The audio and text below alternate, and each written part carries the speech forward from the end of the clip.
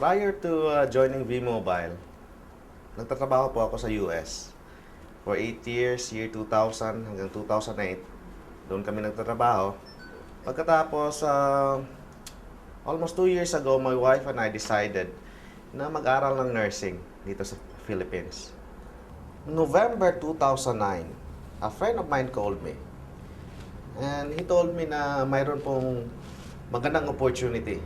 Sabi niya sa akin, you're going to earn 30,000 a day, 210,000 a week, 900,000 a month. Doon sa US po, hindi po ako kumita ng 30,000 a day, $600 a day, hindi po ako kumita. Even though multiple companies yung tinrabahuan ko doon. So, it took me 3 months na tinignan ko yung business and the rest is history po. The rest is history. What's the point po?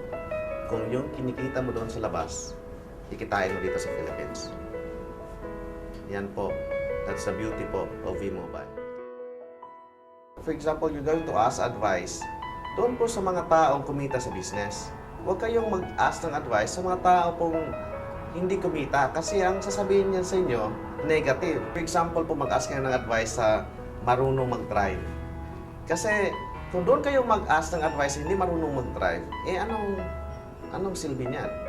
So for example, dito sa V-Mobile, dapat po doon kayong mag-ask ng advice sa mga successful people. Yan po yung advice ko. Stay focused on the business, then learn the business po.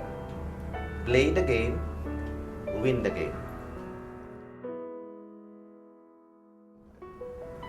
Salamat kayo sa V-Mobile.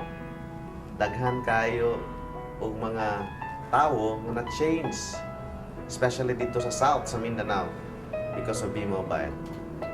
Pasalamat po ko ni Mr. Esmael Benco for not giving up his vision sa Load Extreme. Salamat, sir. Mabuhay ang V-Mobile.